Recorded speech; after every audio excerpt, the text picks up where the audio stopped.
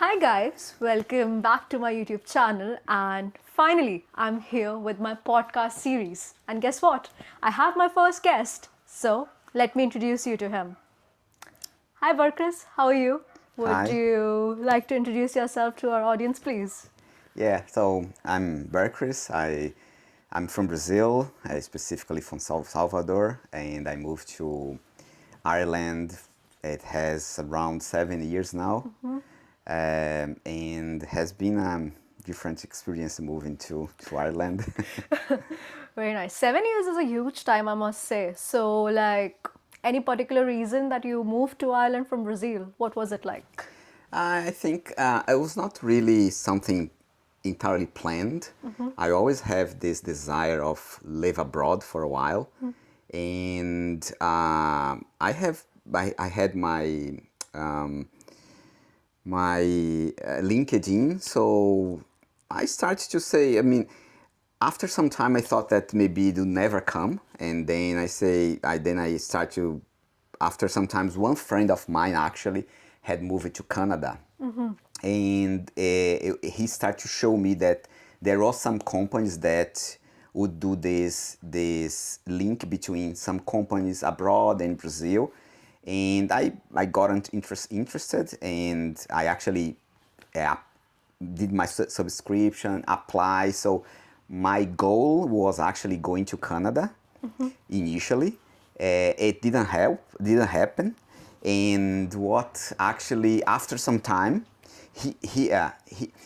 in this process actually I went to São Paulo to do some tests because company come used to come and try to get some candidates, and we went through uh, many tests actually, many trying to prove that he was able to develop in different languages. At the time was the beginning of React, and I have worked for long with Java, and I find interesting React, especially because I don't know, I just fell in love with JavaScript at the Oh. time, so I was trying to do that, but actually it didn't happen. A couple of months later, I just received a message say, okay, there is this company in Ireland that is offering opportunity. Do you wanna go through it and try the process?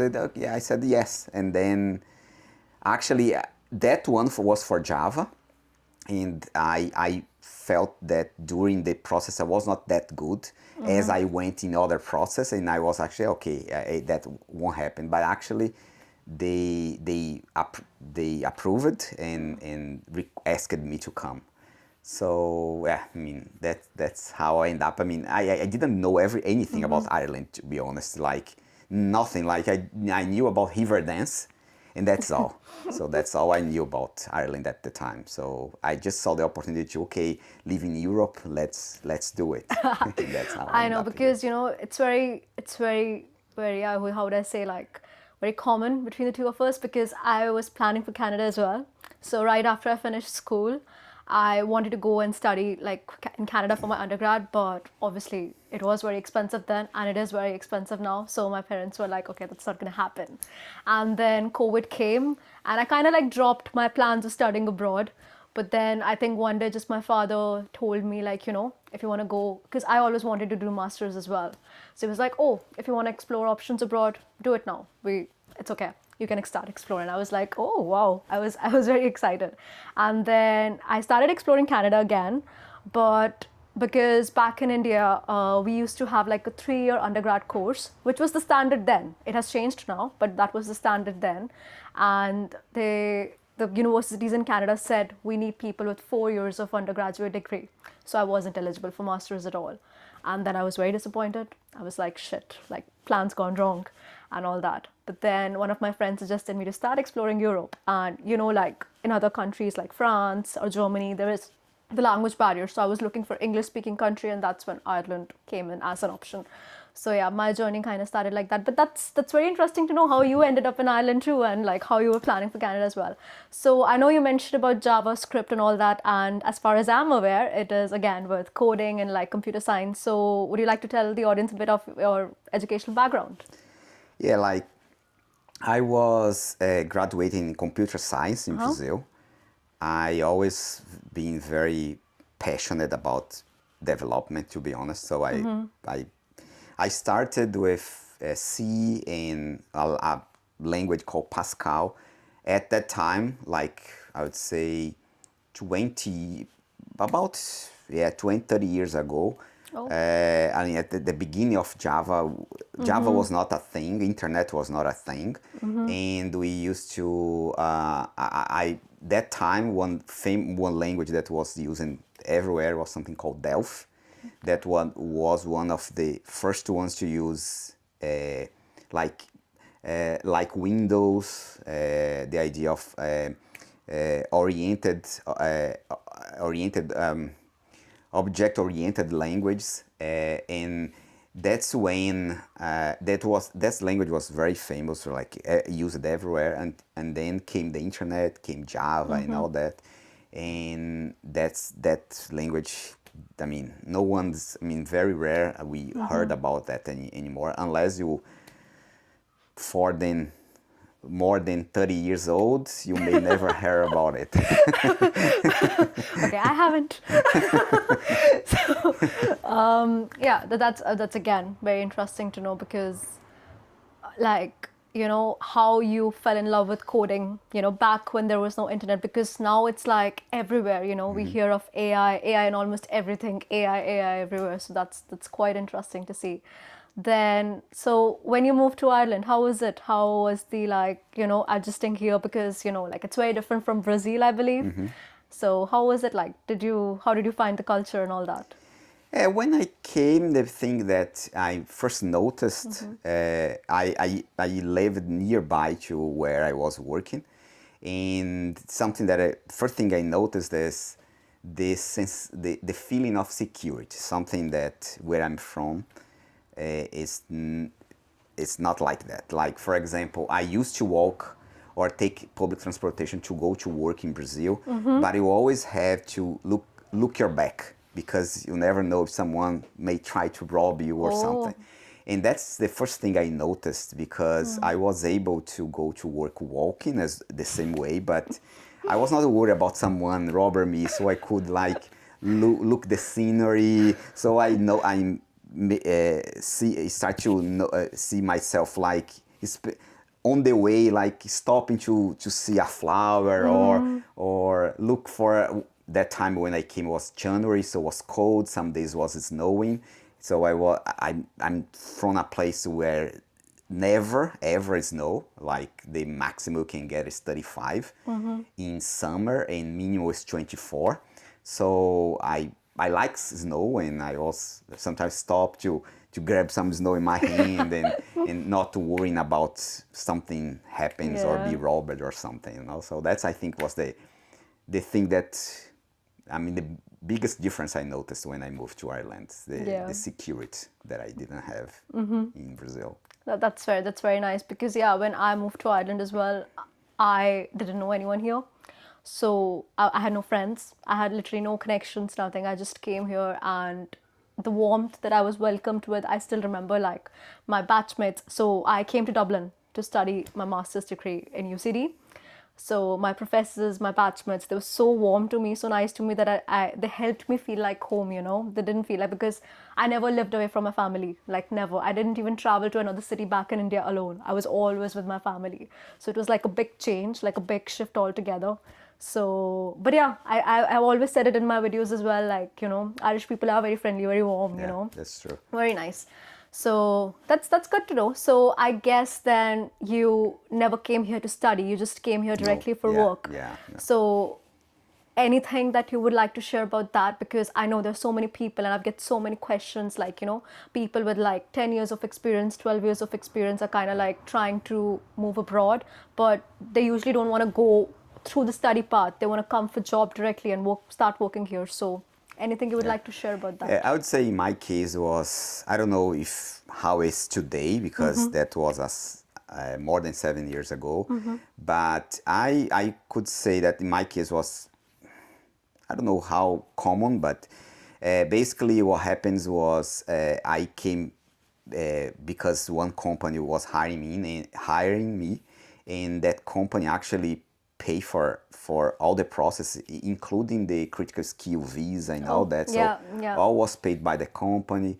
The flight tickets for me, my family was paid by the company. When I arrived, they have already provide a home, and I know that's a big issue in Ireland, find Yeah, house. yeah. So they had already, actually the company used to have some house that they rent for the employees. Yeah. So that was my case.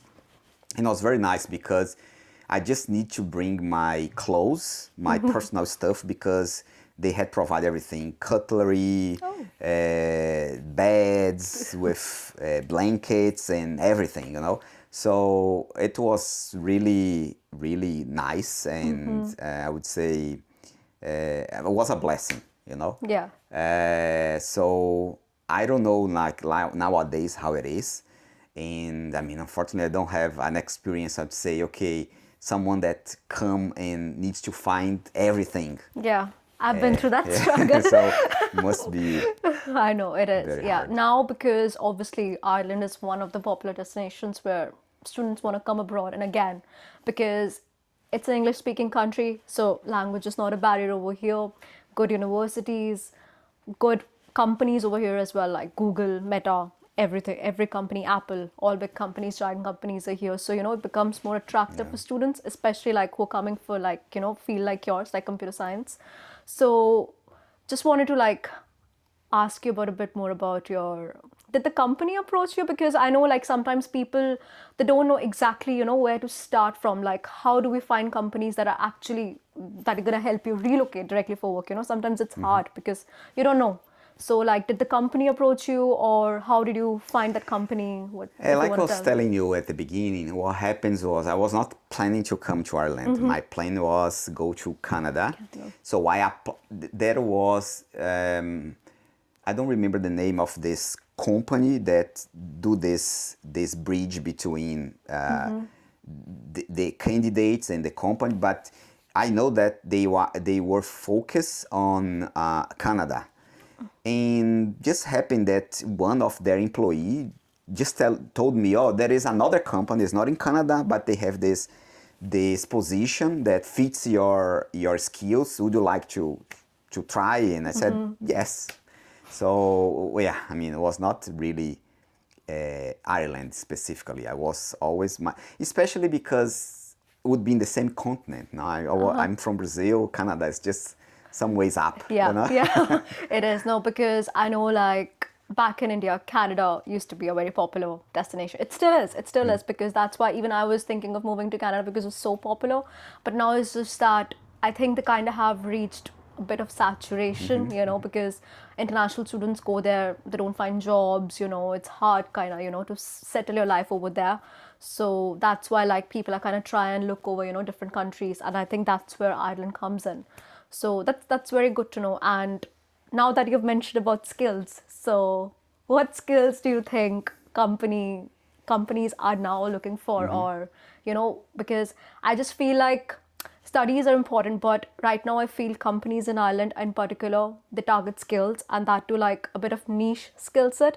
That's kind of what I always try to mention in my videos as well, to tell the audience, like look for niche courses, look for niche skills, because that's what recruiters are looking for, just to find the right fit. So do you want to tell something about that? And I think things changed from 10 years ago, 7 years ago, and today. I think, I mean, it's everywhere. AI is everywhere. So Yeah. I think it's if someone is starting now, definitely I would say go AI. I mean, go study more about it, because that's what all companies is focusing now. That's reality. I would say I love programming, like I said before, and I have to admit that AI is amazing, it's very nice, but on the other side, I kind of I have a relation with AI, like love and hate, because I don't program as I used to. So I think now I'm more doing specification than actually programming, because you just give AI an idea what you want, and Yeah. they generate the code for you. And that's something that I used to love, do the Yeah. code myself. But even do myself, even little things that I used to do ourselves, it's faster with AI. I would say even rename of a function. Now you need to rename the function and see all the place where the function is, and you always forget one place. Then you need, so AI actually do this, not making the same mistake. So I think for someone it's starting now, I still think that programming skills is important because you need to know AI. You need to tell AI what needs to be done. So I think that skills, not the language per se, that is not that important as used to be, but some basics is important because even the language has different ways to do the same thing. But I think that now more than before is more important as know about design patterns, work about distributed system, because you need to tell AI what to do and do the right way, So you need to know certain patterns, certain standards, certain how the recommended way to do some things, because you need to, I would say, steer AI. It's say, okay, do this, but you need to follow this approach, or this approach is not because AI cannot have all the context that someone working the project have. So they always need some steering, and that's when knowledge as like design patterns come in is very important. So I think basically, if someone's starting now, definitely AI. And if you still want to work in some engineering, like more towards system development, we don't develop as we used to, but we need to, now we define more specifications. So you tell AI the specs, what you want to achieve. And for this, you need to know more about design patterns, for instance, than you used to in the past. So that's, I think it's really, really important now. So as far as my understanding is, and I'm sorry because I'm not from a technical background, so you think students or people who want to pursue computer science, let's say, they should definitely look for courses that are integrated with AI or that help them learn AI in some way, Is that what you think? And no, I mean, like, AI is becoming so easy that it's like when the phone came from the first time, like touch, especially the touch one. So like even a baby knows how to use it. I don't think that is a bottleneck anymore. Like I think use AI, anyone can learn. Okay. I'm thinking is more like the behind the scenes, the concepts, the how really AI, what is AI in fact, what is happening behind the scenes, so, because now the LLMs and it is very this this type of AI is a lot more famous now, but that is not the only one, Before this wave, we had AI, I think, has, I don't know, 50 years that they have study about how to make computer, I would say, between codes, think, So, but you used to use, for example, AI to find certain patterns, but it was not as easy. Like it was not like something that you just type and say, find the pattern about this. It was not patterns in text. There was some coding. I mean, there was languages specifically for AI. R was one language. I've actually studied about in school. So this was a language to deal with AI, but it was a language. So the same way someone needs to learn Java or JavaScript, there was a language, but specifically for AI, find patterns. You need to programmatically say how to search for certain patterns. Today it's a lot easier. Like you just type, like you talk with someone. So what I mean, so there is two different levels. If someone using okay, it's fine just using ChatGPT. But when you talk about someone in computer science, that's not enough. You Yeah. need to know what happens, what actually what exactly what makes AI capable of. You type a word and actually answer you back, mimicking like a person, you know. So a student of computer science or software engineer need to know this a deeper level of AI, Yeah. you know, not as a normal user. Yeah, no, I completely agree. But now, just you mentioned about, AI mimicking a person. So, do you see it as a threat? Because every now and then, I mean, read on LinkedIn about like, layoffs, and even in Ireland as well, like there have been layoffs happening, and they predict like a recession coming in soon, or maybe it's already here. So, what do you think? Like, do you see it as a threat? That's hard to say. I, the industry is definitely changing. Um, I'm not sure if this is because I think AI still need. I think more and more. There was an initial movement. There is one graph. I forgot the name. That they have a graph that say when a new technology come, there is everything. Imagine that they do everything, and then it drops and say, okay, now it's a reality. So then they have a plateau, and then it's finds where this technology is really useful. So I think in the first wave there was this argument say, okay, you don't need people, you just need AI to do everything. But the reality is AI is too unpredictable. So you need people. You Yeah. need people to steering what AI is doing. You need some, because I mean, even in my current company, you see the company pushing you to use AI more and more. Definitely, it saves time. Definitely makes you do more.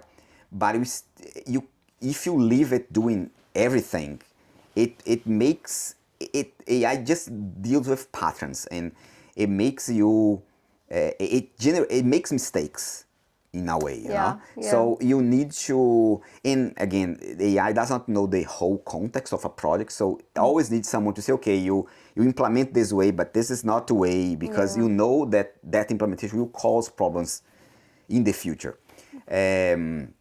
So I think that was this first idea that I say the companies did the layoff for this reason.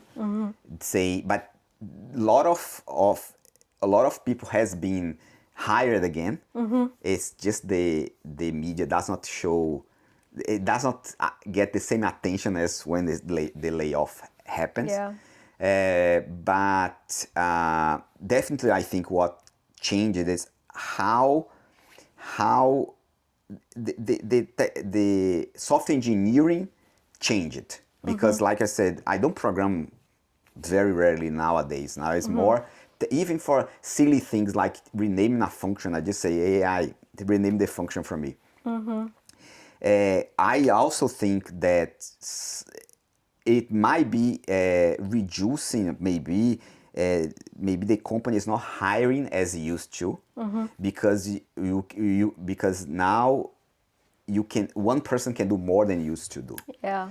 So I don't think, and there is, I mean, I think there is a mix of facts.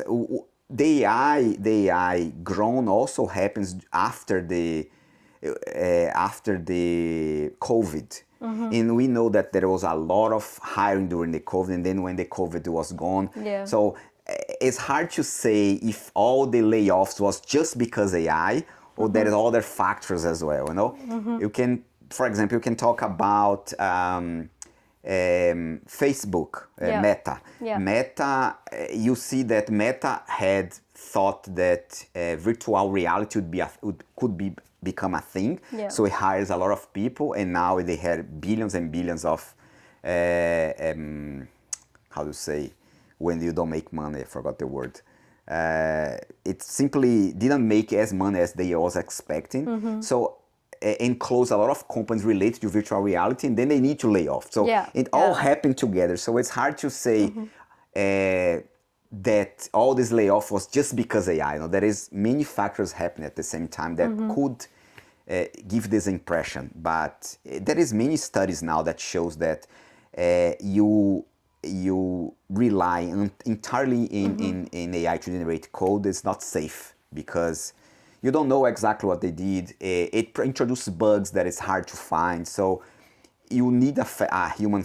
It's funny because even in the old approach, when you didn't have this generative AI before, when you did to use R to do the programming, they generate a graph. You always need to analyze because maybe that graph it's not exact or the data they use is not good, is not the correct data. So you always need to do some reasoning on the information. So it didn't change. It's still today. I had a funny situation one time at work, and I asked the AI to generate a report for me.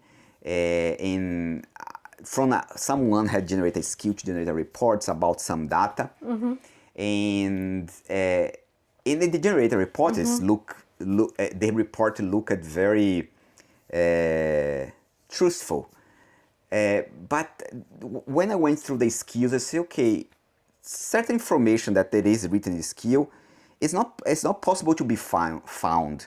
So how they find this number if it's not it's not in any of the details of the skill? So I decided to ask AI, say, okay, what is your reasoning for finding this number? And AI simply said, oh, I invented. I use pattern matching and then I generate this number. So that's the thing I'm talking about. Like, you need to be careful. You cannot... AI is really good to make information that seems to be true, but it's not always true. So you need to be sure because AI is the worst of the liars. It's the type of the liar that tells such a good lie that looks it makes looks you believe true. it. Yeah, I know, I get it, because obviously I feel like now our lives is so much surrounded by AI, because it's literally you open social media and it's AI everywhere. So I get it. So from what I understand is that you mentioned is that for people exploring computer science or like a technical field in Ireland, it's important to have like a deeper understanding of AI. So what other things do you think that the companies or the hiring managers or the recruiters per se, like they're looking for candidates here? Because, you know, like, because it's so competitive here now, that too I feel like in the technical field, like this sort experience, even for, you know, freshers or for roles that are meant for graduates, this sort experience in that.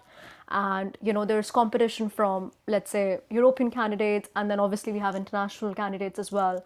So what else do you think the companies here look for now? What are the skills?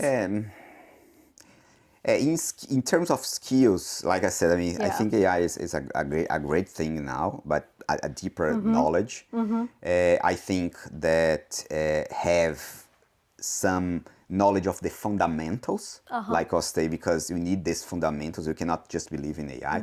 But another factor that I usually, when I hiring someone, that I usually look for people that are passionate about what they're doing, you know? Like you can see basically, especially students, because the students usually they work in some projects, and you can see by the level of complexity, even if in the type of projects, how you can kind of spot that this guy might be someone that likes what they do, you know? No, I think because I would say working in IT, you're going to spend 8 hours or more just sitting down looking through a screen. So if you don't like it will be hard, you know? So I think there has to be someone at least, because it's even, especially, I used to say this before AI, and especially nowadays, you cannot, it's impossible to know everything, but you can know anything now.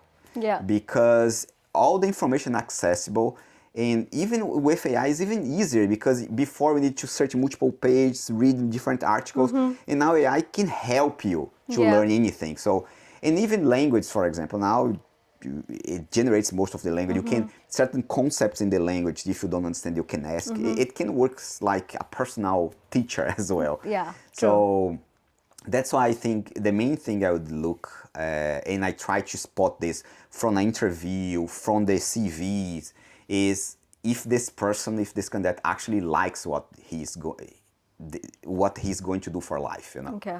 Have you ever interviewed anyone? Yes, Have you? yes, Okay, yes. so what do you then look for then? How do you think people should prepare themselves in interview? Because the first question always is that, oh, how should I, tailor my CV? Because every company now uses AI to screen the CVs, because obviously they get hundreds, thousands of applications for roles. Like I see it on LinkedIn every now and then obviously so many people, even like people with great experience, great skills, they get screened out right in the first stage because their CV didn't pass AI. So what do you think about that? Like, is there any way that, students should make their CVs? Because obviously that's the first step towards getting hired. And now that AI has come into it, so what do you think would help students or Yeah. people? Yeah, because for example, when I do interviews, usually when it comes to me, it already passed all this Yeah, stage, so yeah, I get yeah. just the But that's the yeah, final stage. yeah. I just want to And know. in Yeah. my in this stage where I am, I just I actually manually look the CVs, you Okay. know. But in the AI side, um, it's hard to tell, you know. It's hard to tell in this because sometimes it's funny about a lot of sometimes now we generate more pages Yeah. using AI, and then we use the AI to summarize the page that the AI generates. Yeah, because like I have seen so many like reels on Instagram or on LinkedIn as well where people talk about like different websites, You go onto that website, you paste the job description, you put in your CV and it tailors your CV just according to that job Yeah. description. So like there's so much integration. I have never like tried, like I think I might have tried it initially, but that's not how I got my first job in Ireland, honestly, and we'll talk about it later. But do you think that's something that people should do, or if not, then what's the best thing? Because it's very to get to that final stage, where the hiring manager sees their CV or they get the final interview call. I think the first stage is very important, and so many people just miss out on that. So, what do you think people should do about those?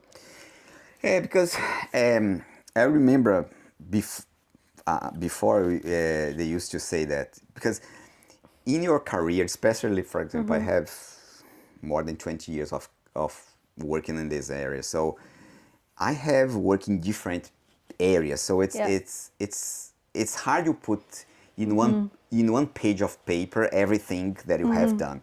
So what I actually do is I have one I would say one base CV that I try to put everything. Additionally, I have something that I call brag report. Brag Yeah. report. Okay. So I try to register everything or everything more important I did on the my current work or Okay. previous work because you do so many things sometimes you forget. So I like to put these logs of activities that I think, okay, I like this project, I did this and this, or I solved this problem. And when you go to an interview, or you find a certain job description, you need to maybe you need to redirect that CV because you need to summarize the CV for that particular Yeah. job description. So that's when I used to do this manually in the past, but that's when I think AI is helpful because they can go through your brag report Yeah. in your base CV and say, okay, for this description, you just need this, just to Okay. summarize. So I'm not really sure how on the company side they do Yeah. the filtering. But I think from the side as a candidate, that's what I usually do. Yeah. And I like this thing of having this brag because, I mean, for example, in this company, I'm working 2 years. So I had done many things. The previous company I have worked for 5 years. So I cannot remember everything. And Yeah. if I don't put this somewhere, probably I will forget. But that activity might come handy on in the future when you come on a job description that you want to go and you have and you did something but you don't remember anymore the Yeah, details, yeah, you know. So that's yeah. where that's how I do. And I don't know, maybe that's what I would suggest if someone try to have this. I actually find this information in a book that I had read. I'm not sure. We can check the correct name, but it's Be So Good, or I think something like that. Be so good that no one can Yeah, I mean, I have heard of how be so that. good. Yeah, I even can't No remember the one name. Yeah. can ignore you. That's Yeah. actually a very. Is that a book? Yeah, it's a book. Yeah, Yeah, yeah. I'll yeah, definitely yeah, recommend my yeah, yeah. audience to read it then. It's really good. It's really good. I will. Basically, this book destroyed the idea of look for your dream. You know, like only do what you dream of. You know, and they give examples. But if I'm not wrong, was in this book that I read about this idea of create a brag report where you write the things that you think, okay, I did this, it was nice. So you can use this when you need to focus your CV. And nowadays Yeah. it's easier than used to. Yeah. Because Yeah. I used to do this manually, now you can ask Yeah, AI to find the patterns. Because I always like on my LinkedIn I follow like recruiters and like the post about how AI helps them in filtering out candidates, because obviously in the end they're looking for the right fit for the company. But like I remember, like in my case, when I finished off my master's degree, right, and I didn't have any experience back in India. I just finished my undergrad and I moved to India straight away to do my master's, and I have a chemistry background, so no technical knowledge at all. So, and I came here to study a master's in chemistry, knowing that Ireland is a pharma hub, so like loads of pharmaceutical companies are set up over here, so that was great. So I moved over here, did my master's, got an internship, and then I moved to Cork for about 6 months. And then when that company told me that they wouldn't be able to offer me a full-time job because I really wanted to work full-time, it didn't happen. Then it was a bit of a shock. I was a bit disappointed because I really enjoyed working over there. And obviously, coming as an international student, that too as a non-European, it's very challenging because, as you mentioned earlier about the critical skills visa, so we get like a post-study work visa, which is for 2 years after you do a master's degree. But then we need sponsorship, to stay here, to keep continuing working here. So that was very challenging, and I wanted to get the sponsorship straight away. Like that was my target. So I started looking for jobs, and it was a mess. I still remember I would sit for like 4 hours every day on LinkedIn, trying to reach out to recruiters, applying on jobs, tailoring my CV. And obviously, even I used AI as well to help me tailor my resume to every job. So it was very challenging. It was very draining. Sometimes these things get That mentally is draining true. so much. And when you start getting those rejection emails, one after the other, one after the other, you just kind of start losing hope, you kind of start giving up. That was it. But then only thing I was very focused on was like increasing my LinkedIn connections. So I would reach out to Irish recruiters. Like if, let's say, I apply in a company X and I see the hiring manager of that role, I would send out a connection request. If she accepts or he accepts the request, I'll send him a message, just so for visibility. I not always got a response from them, but that is actually when one day when I reached out to the hiring manager of a role, and she spotted me. I got a call from her. I got into the next round, right? I got the job and I got the sponsorship. That's how it worked for me. Like it was just a normal LinkedIn request, just a simple message like, "Hi, it's great connecting with you. I applied. I'm really I'm really interested to work with the company. I really like the work the company does. Can we have a discussion or something?" She literally I think within the next 2 days, I got an email from HR that they want to do a phone screening with me. And that went well. But that was with the hiring manager I reached out to. And then the second round was with upper management, and all good. And I'm like still working with that company. So it's very interesting to know, like how things are different, from people like coming from different fields, like, like the way it worked out for you and the way it worked out for me. So it's I think it's very important for audience to know as well. So yeah, it's really good to know that, like people have gotten jobs like that. So I know you mentioned about your current company and you've been working there for 2 years. So if you want to tell us about what kind of work you do, what's your role, where you work, and all that. Just before we talk about that, I think it's interesting what you just said about this process. I think because it comes from a different perspective. I mean, in my case, I already had a lot of experience working in Brazil, and that's why I didn't went through this same process. Even nowadays, I because I already brings with me a certain experience. So Yeah. that's Yeah. always, but it's I think this suggestion like increasing the connection, I think it's a good thing. I would say also trying to in the CV try to tailor it Yeah. to that or if you are just a student, like you probably did different projects and tailor that for what the company is expecting. Yeah. It's a good approach, I think. Thank you. What I was say. Another thing that I would like to say, like especially when it's in this process, like if you someone that's starting, I think I would say try not to give up. Like, Yeah. I mean, it's keep trying. Another thing that but this is not only for this. I think in general, I read someone say don't set goals, set systems. You know. Yeah. And I like that idea where you try. Let's imagine you studying and you start to look for a job. If you create, I would say, a routine and say, okay, every day 1 hour I'm going to search for companies every day, and don't focus so much. I know that we feel bad when it's rejected, but Yeah. don't focus so much on the rejection and say, okay.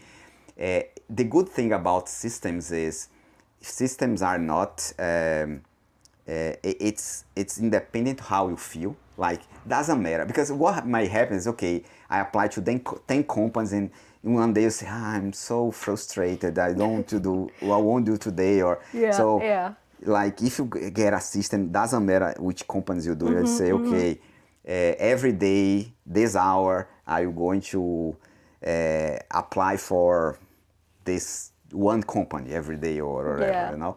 And but this is not only, I would say, this is not only for this, but everything you do, if you create a system and you don't, because if you set a goal, some days you feel not good to, you know.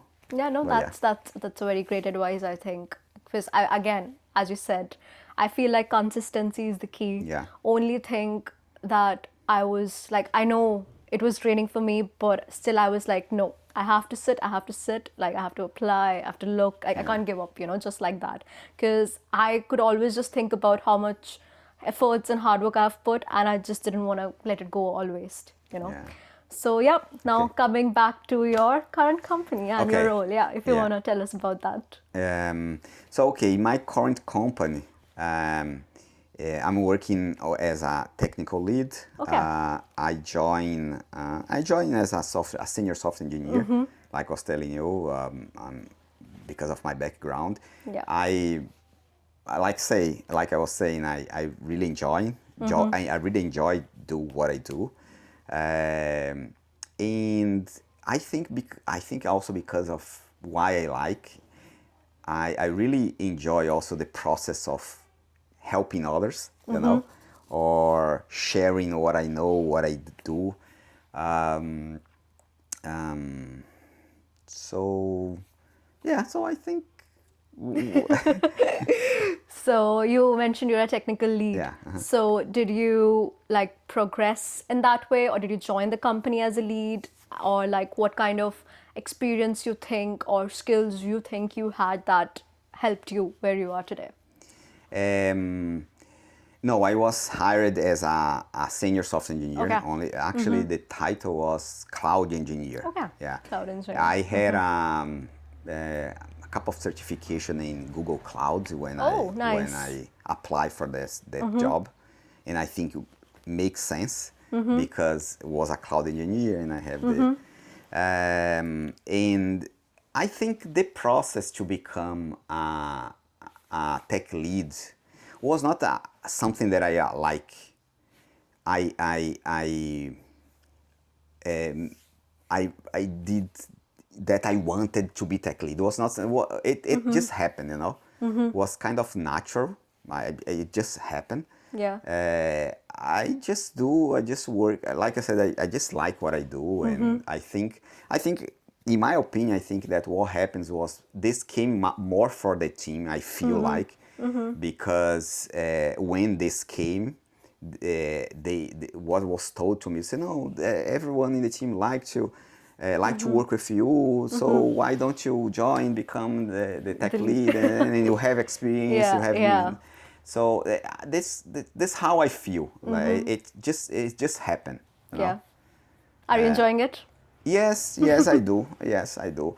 And with the use, again, I'll come back to the AI thing. Yeah, I think with AI, it first it forced me to get in this position in a way, because even for myself, I need to define what the software, what the service needs to do, more than I because before my thought process was more like, okay, I know the system will do this, and how I gonna program this. Now it's just more focused on the architecture side of the thing, Yeah. and this has also relation with being a tech lead, because I another thing that I used to do a lot was creating just what they call it, just like a demo version, Okay. because sometimes I need to prove a point, and I don't like to prove a point using words, especially because I'm in a technical area. So I like Yeah. to say, okay, Yeah. because even not only for the others, but even for myself, okay, I have this idea, this project, this will work. So let me try at least one small version of this and see if this approach will work. Yeah. So this kind of forced me to have kind of a little bit more architecture, than go so deeper on the implementation software. So now I can I would say, have the luxury of like only think on the project. Yeah. I think as a technical leader, one thing that I do is I try to share knowledge with the team members, and when someone come with an idea of architecture, say, okay, this way, have this and this problem. Let's think if it's good or not. Another approach that I like to take, I don't have this. I don't think that I know everything. So I really don't think I know everything, especially because I think software is very complex. Yeah. It's hard.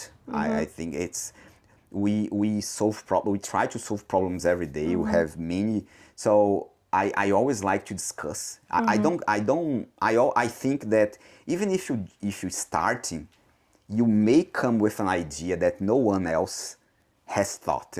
Yeah. There is not just such thing like, okay, I'm the more experienced, so I know everything. No, I don't think that. So I always think everyone can contribute, Yeah. because actually the best solution comes from the simplest ideas, I think. Yeah. So someone is solving a problem very hard, but sometimes the simplest solution, I think the I don't know if this is the word, geniality is in the simplest solution of a big problem. So that's it. I So, think. like, from what I infer now is that obviously you have a very strong technical foundation, because I can see how passionate you are about the work you do. But other than that, I feel like what I understand is that, that it's very important to have those competencies as well, like being an effective team player, as you said, now that you're a lead, having those good communication skills, because in the end it's a teamwork, Yes, you're working definitely, with a yes. team. Yeah. And I think that kind of sets you apart as well, if if the companies see you as the right fit, they do see or test these competencies as well, because they want you to be a part of their team, so everyone can go together. So I think that's a very important insight. And I know just before that you mentioned about doing some sort of certifications, right? Before you got into your Yes, current yes. company. So what certifications did you exactly do? And do you really think that gives students, or let's say candidates, an edge while they're looking for a job? I do. It helps.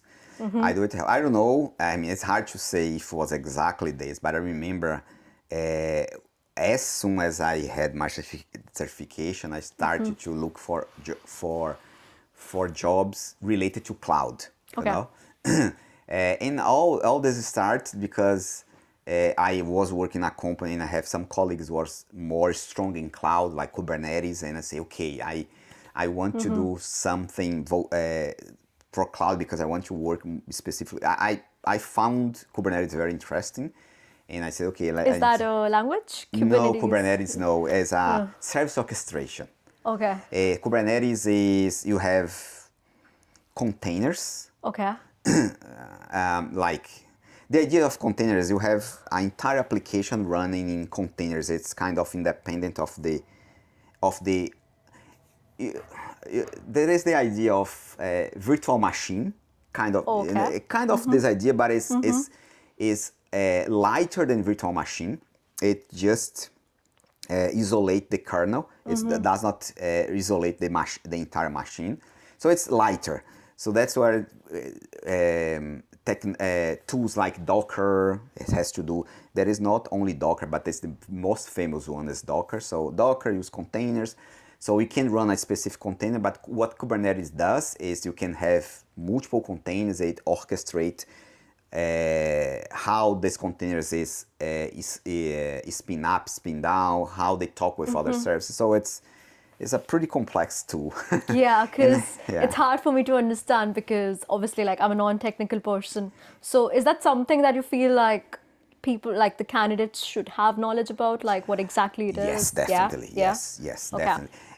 I think this is more basic than AI. AI would be another level. So this is more basic. Like if you would say in a scale, I would say start by a OS, understand what a operation system is, play around with Linux. I mean, if you really start, because I think that if you must have had contact with some OS before. So like the very beginning, Linux, Windows, Unix, like play around Okay. with that, and then you go going up on this stack, So then you have you're gonna learn some language, or at least the basic one, some most common design patterns, talk about some concepts of some paradigms like functional programming, oriented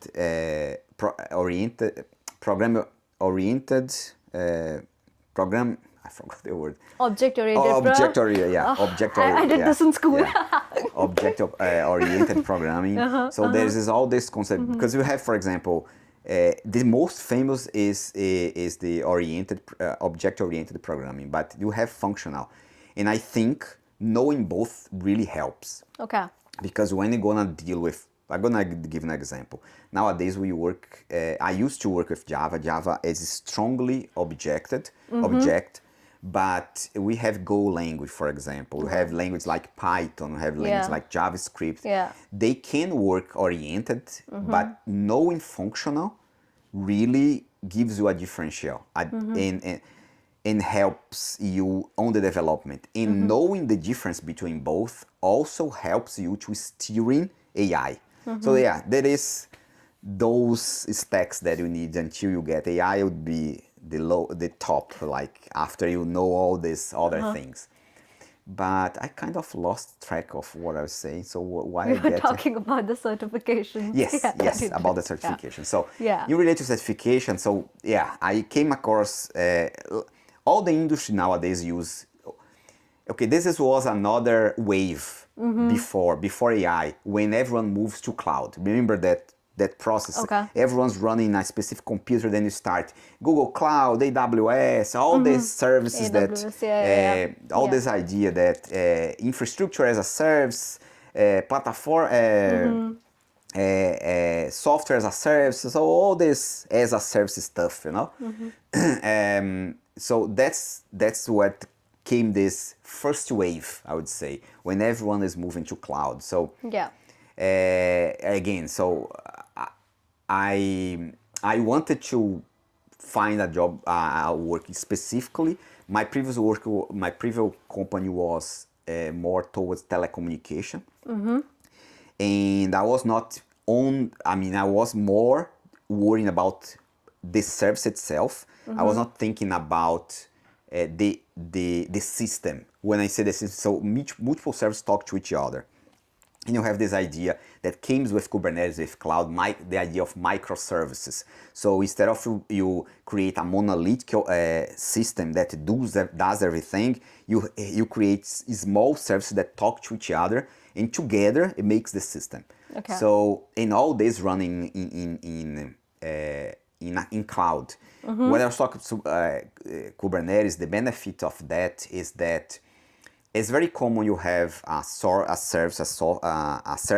like a page, and suddenly that page has a lot of requests, unexpected. So you have a rate, an average, but one day, let's say World Cup.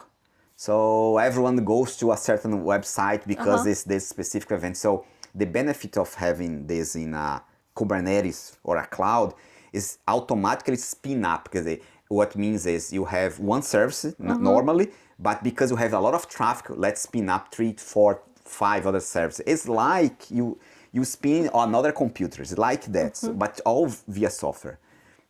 So that's the idea of this cloud stuff in Kubernetes. And again, I was working just in the service per se, but I was not looking the big picture. In cloud, would give me the big picture, and that's when I decide. When I did the certification, I already had the experience, but I didn't have anything to, let's say, prove it. So did you do it in cloud or did you do it in Kubernetes? It's kind of has to do each other, like Okay. they are related. Would you like to share where you did it from? Because For sometimes... Google. Oh, from Google. Okay. Yeah, I did 3 certification about.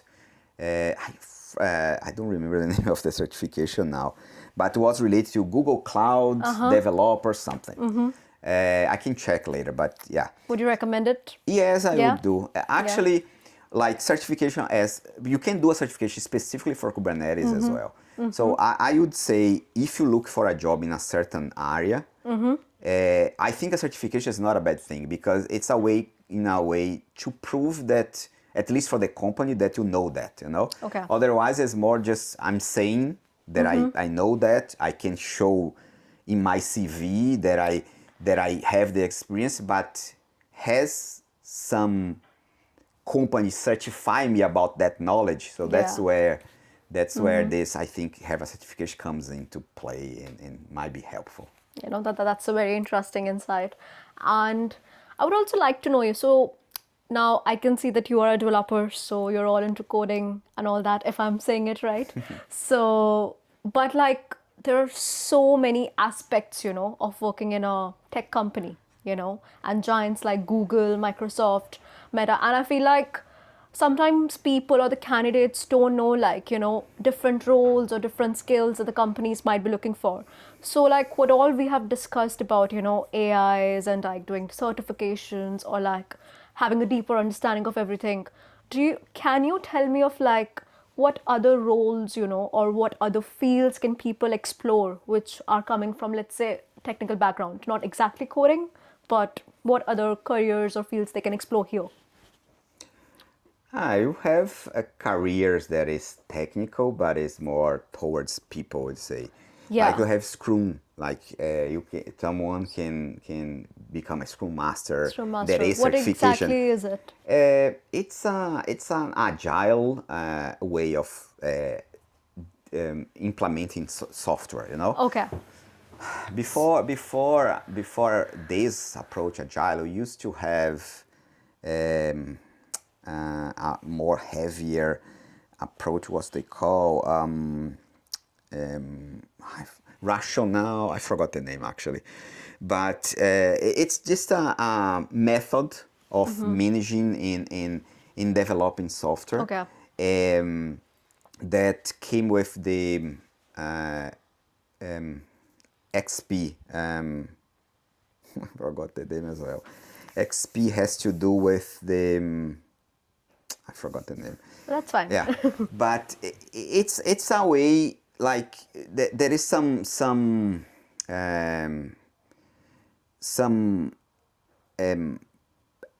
elements, like for example you have to have daily meetings where each member of the team tells what he's done, what the blockers and so on, and we break the development of the project in smaller sprints that should take around 2 weeks or less. The way you measure the complexity of each task. So there is it's a way to manage the development process. So it's Okay. it's not exactly, the person doesn't really need to be implementing, but Yeah. it helps on the management of the Okay. and also you that's another idea, because before you used to write all the specification, they call like waterfall approach.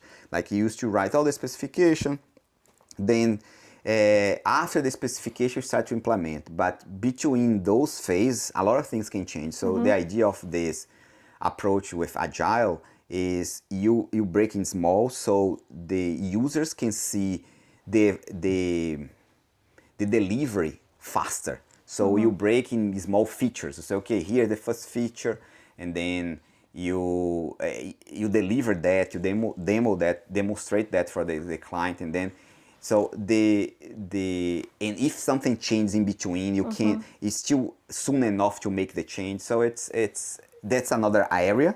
Okay. That So yeah, it's a Scrum Master, is that what you said? yeah. So do you think it's in demand here? Because it's a very new term, even I haven't heard of this term. But it looks very interesting. Yeah. It's not actually so new. No, it's not actually so Is new. it? Okay. Usually it's the recommendation would be someone of the team, so you need to have a technical background. Okay.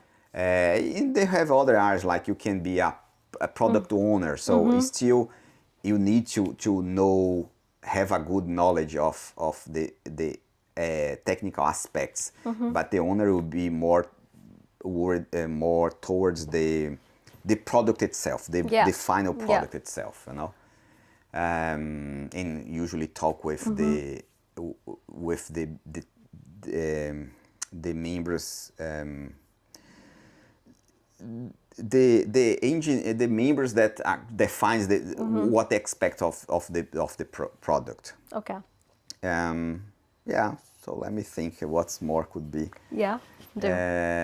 Yeah, so in you have like when I talk about AI, exists like a speciality. So for example, I'm not my specialty is not AI. For example, it's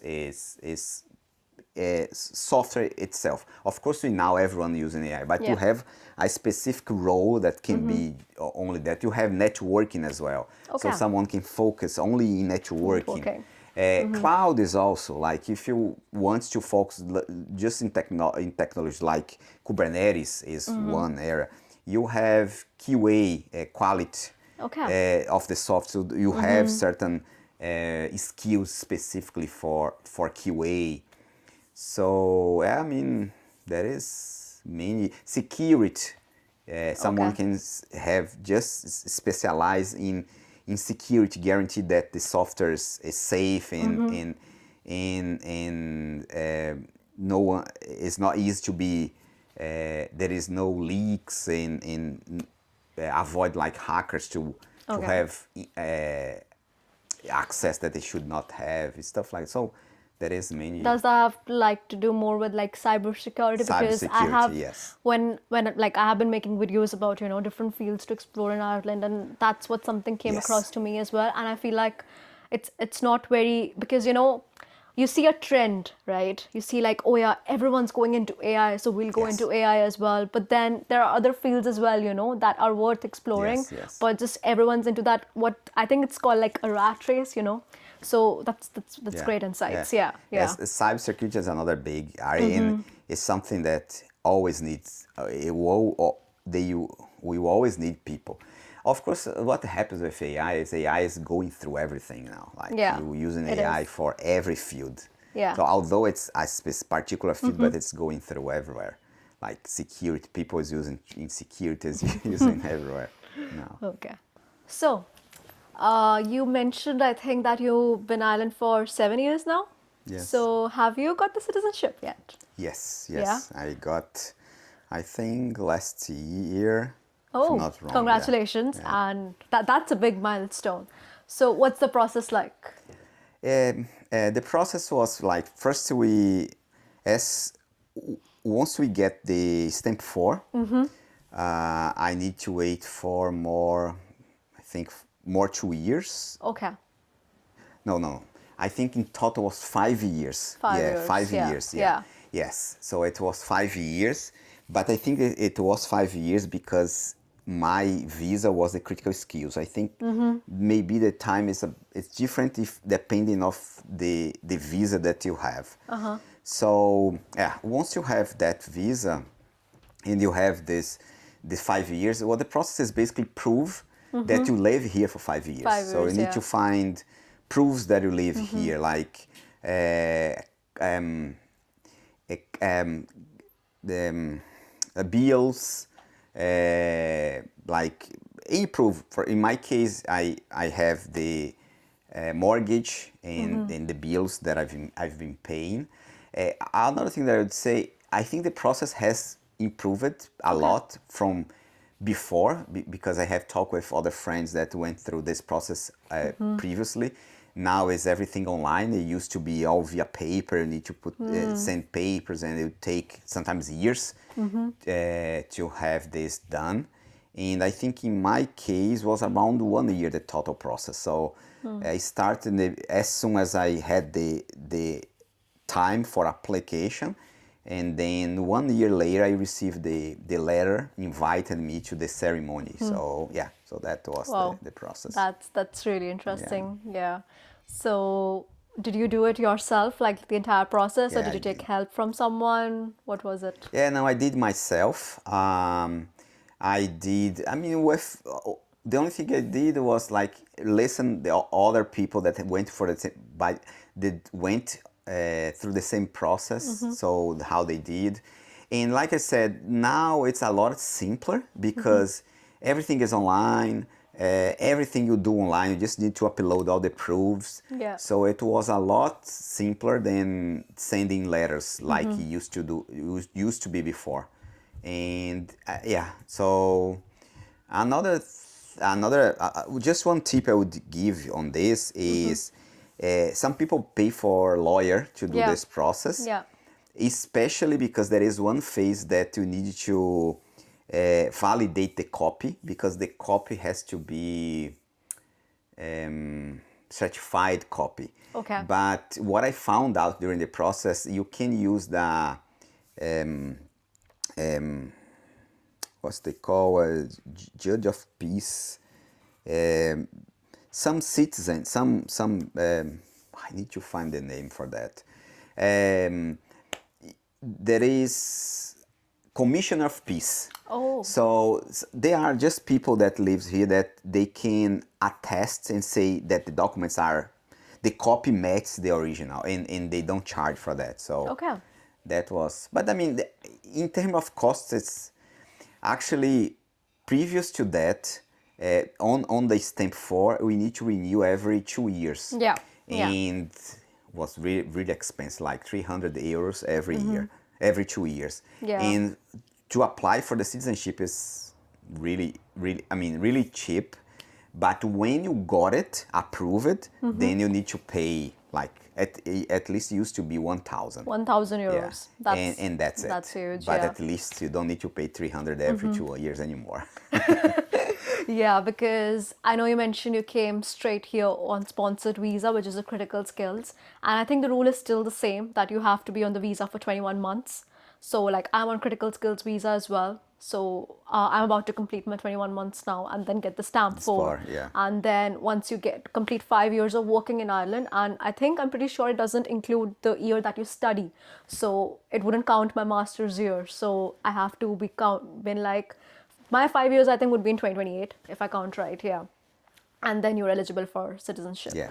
So like, I know, like, people, when they move abroad, like, they plan it for the long term. So you think, like, it's achievable because nowadays, like, I've been hearing, that the immigration department has become quite strict, on issuing visas.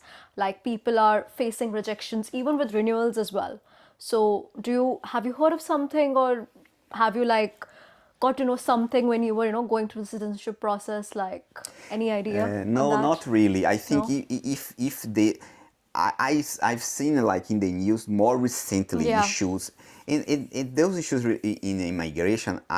It's not only it seems to be everywhere. I've read even Canada. I have Yeah. read that now they are restricting. Yeah. And Canada historically was built in immigration on top and it's restricting because it seems that too much the argument is that there was too much immigration and the infrastructure is not supporting all.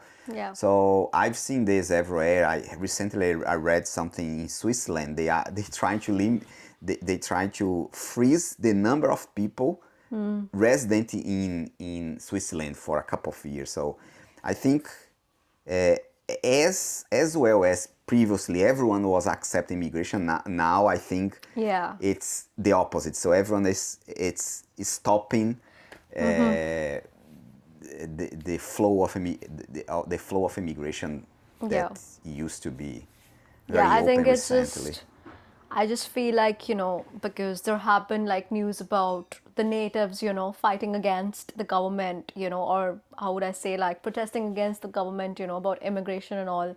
But I just feel like, you know, you you get to see people from diverse backgrounds, you meet people from such diverse backgrounds. And I see that as a very good thing, Yeah, because I think it so. helps the country grow, like, if I talk about the field of healthcare in Ireland, and it's very popular, there's so many immigrants in that field, like, so many I've seen. I think that has really helped this country as well, boost the economy and all that. But yeah, that's I would congratulate you again. That's a Thank you. huge milestone to achieve. And I feel like, Brazil and Ireland, it's such a huge shift, like, culture wise, weather wise, I would say. Yes. What's one thing that shocked you the most, like, about Ireland? And a couple of things surprised me. Like I said, I didn't have any expectation. Actually, it's funny because from Brazil, when you think in Europe, you actually your expectation is always more towards something good than bad. Yeah. But I had some surprise. First surprise I had was I thought, due to the proximity of Ireland to England, I thought that the culture was more like England, which surprised me was not. And it surprised me in a good way because I think, like you mentioned about your colleagues and in school, they were very receptive and playful, which I thought on Irish like more serious because I was thinking, okay, might be like England or something. And that was a good surprise. Also, there is some things that I miss, like sun is something that I miss. Today is an exception, Oh. but this is not the rule. Actually, it rains a lot. Yeah. So I would say I always like colder weather, especially because I'm from hot. Brazil can have cold weather if you go south, but where I'm from, it's normally warm and hot. But the city where I was actually born was really hot. It can get even 40. So I always like this thing. I always kind of like more colder weather than hotter. But what I miss in Ireland is sun. Is the Sun sun. in proper winter, I would say, because even the winter is rainier Yeah. than snow. Yeah, and Like it's it's more dark. Yeah. and all, Yeah. yeah. So summer is like 1 week, 2 weeks of summer. It is. But yeah, I mean, apart from that, I like it. It's just I miss sun sometimes. Yeah, because like right now I'm really enjoying this weather because it's like 20 degrees, 25 degrees. Yeah. But for the place where I come from, like Delhi in India, it's very hot during summers. It's up to 50 degrees. So this is like Yeah. heaven for me, like Yeah. during summers, you know. But yeah, yeah, I definitely agree with you on that. But do you feel like home in Ireland now? Uh, Or do you ever think of like, you know, moving back to Brazil? Ever does that thought ever come across your mind? yes, actually, sometimes it does, especially on winter or in a bad summer.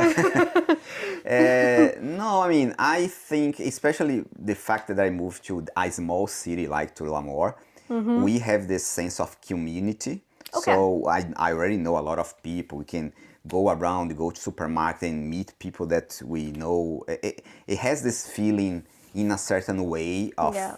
home. I would say not home, but small. It's this feeling of family in a certain way. Yeah.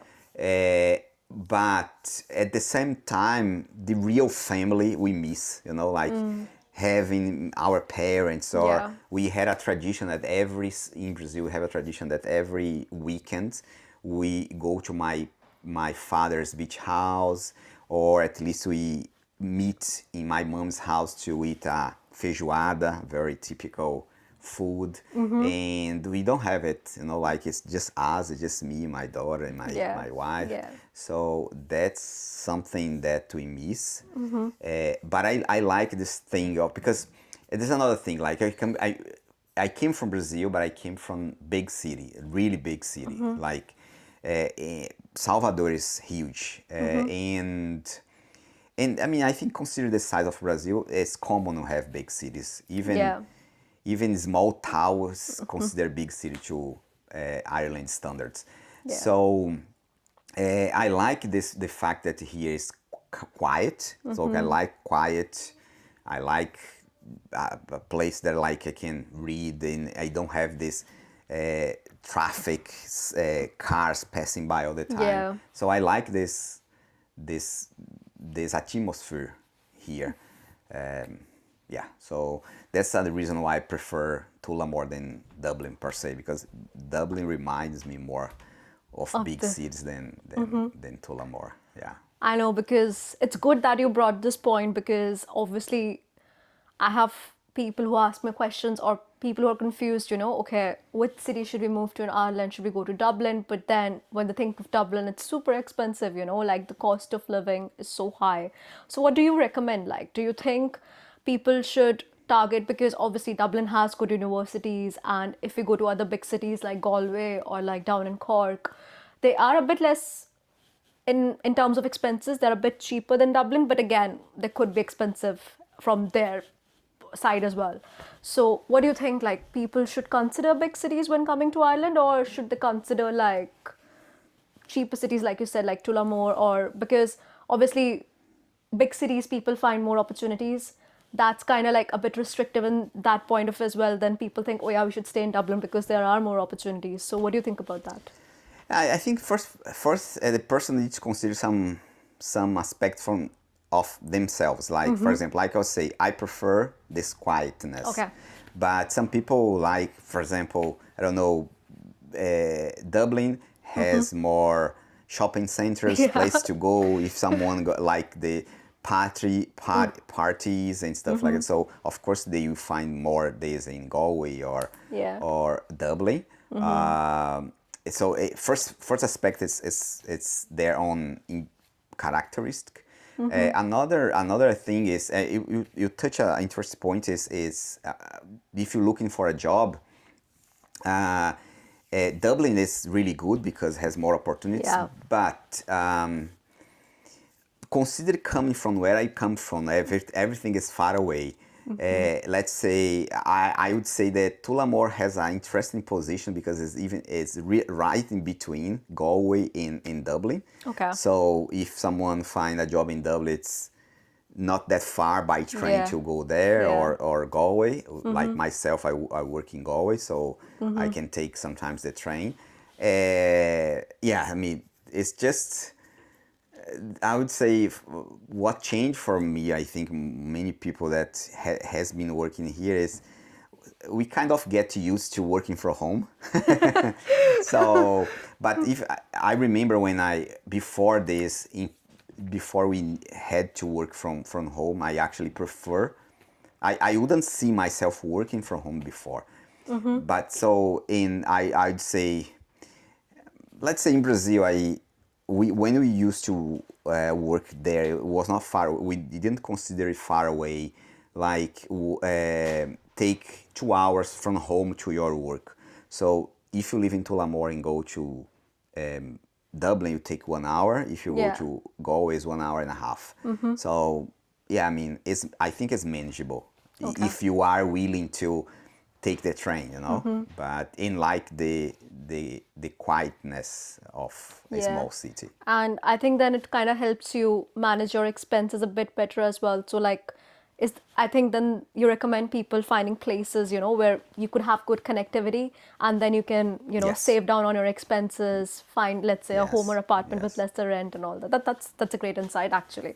I Because for me, like when I moved as a student, I didn't have a transport of my own, so I was kind of restricted to places, where I could find public transport. And I think Dublin has the best public transport for now, but Yeah. it's kind of like more developing, in other Yeah, counties. that's a good point because I don't have public transportation from many places here in Tullamore to the train station. Yeah, So yeah, what happens is, because the city is small, what I do is I bike from home to the train station.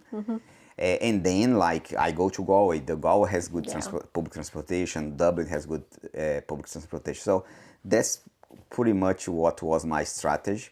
Okay. And also, I mean, another reason why I moved to Tullamore was the fact that back then I was looking for a home because, as everyone knows that find home in Ireland is a It's a really big hard crisis. time. Yeah, yeah. It's really a big problem. So that's what also brought me to Tullamore, was the fact that it was having new developments here. So, and I was both, like I said, okay, that's the only place that has new develop at that time, and it's in the middle. So, okay, if I find a job in Dublin, I can go to Dublin. If I find, so that was more or less my way of thinking when I moved to Tullamore Okay. at 5 years ago. Yeah. So you were saying like you were looking for a home, and is it easy to buy a home in Ireland? Like because considering the expenses, we're renting, and then we have the bills and all that. And of course, it's an expensive country and the tax is high as well. So, how feasible do you think it is to buy a home in Ireland? It's not. That's not easy. Definitely no. And it's getting every day harder because the prices keep going up. Yeah. Again, I was kind of lucky Yeah. because, as I was saying, the house that I rented was actually rented by the company, Okay. and they had an old contract, so the renting was old price. So I actually was paying not so much for a Okay. good house at the time, which gave me some space to save some money for another Yeah. house. But every day is getting harder. I would say that's a big problem nowadays here. Do you think like anything people should keep in mind, or any advice or tips if they're planning, to settle here for long term, get a house? Any tips you would like to share? No, I would say the key is planning. Like Okay. I think someone coming, you need to think like how much the company they going to is willing to pay. Yeah. Or if you are a student and planning to stay longer, you need to take this consideration. Like if you're doing a certain area, what is the average salary? I will be able to rent in a house and also save some money for buy one. It's really tricky nowadays. It's really hard because, I mean, my hope, I'm starting to see more development even in Yeah. Tullamore. So I see multiple development. My hope is that will reduce the pressure, but we don't know. Like, so far, it's just always going up. So it's planning is key. Planning Yeah, is key. yeah, I get it. Yeah, no, that's actually very important because you're like when buying a house or when planning to buy a house, your financial planning or financial strategies should be like on top or like just so you don't struggle later once you take, because buying a house is a huge thing over here. You're spending so much money and all that. So that's a great point. So now it's been so long, you've been staying in Ireland. If you ever think about, looking at your journey or how far you have come, is there anything you feel like, you could have done differently? Yes, I mean, I think that every time we look back, I mean, maybe not only this, but every action, at least me, I feel that we could do something better. Yeah. I think when I moved, maybe I shouldn't have moved with my entire family at the first Okay. time. Maybe go slower, like I should come first, see how the things are, then okay. So yeah, I would say in my personal case, I would say that I was too eager to come. So Yeah. if I would do again, I would do slower than at a slower pace that how I did it. Yeah. So you feel like you should have moved alone first, is it? Yeah, I Yeah. think I should move alone first, set all up, and then bring my family. I Okay. think I was yeah. Okay. That's Nice. what I would. Yeah, because I remember like I moved alone and it was very, struggling for me because as I told you earlier, I've been with my family all the time, always surrounded by people. I used to be homesick a lot, and I think that was that point when I understood what lonely kind of means, because I didn't have any friends initially. I would be at my home, just sitting Yeah. there. So I used to miss my family a lot because I know like people talk about, struggles of like finding a job or, settling down and all that. But I feel like not many people talk about the mental struggle behind it, because that's very important as well. And that's why I wanted to ask you, like how you felt or how you navigated your life around it. So that's great to know that you share it with us. So, Just on this point, that's another thing that I think I should have done different. Um, I should have learned more about the Irish weather, for instance. So that's another thing that I missed. only thing I learned before moving was that I need to carry. Well, umbrellas are no use here because the winds are too strong. But yeah, I saw it on YouTube as well because I used to watch a lot of videos about Ireland, and they used to say like the weather is so unpredictable. It could be raining at 1 minute, and the next minute could be sunny, and then raining again. So Yeah. yeah, that is true. I completely agree. Yeah, so for example, you at least did this research. Yeah. I didn't, so I just came. Yeah, That was the only thing. Okay, what kind of groceries can I find there? What do I need to bring with me? Utensils and all that I might not find here. That's the only all research I did. But like now I feel like internet is flooded with so much information, yeah, both right and wrong, yeah, I feel.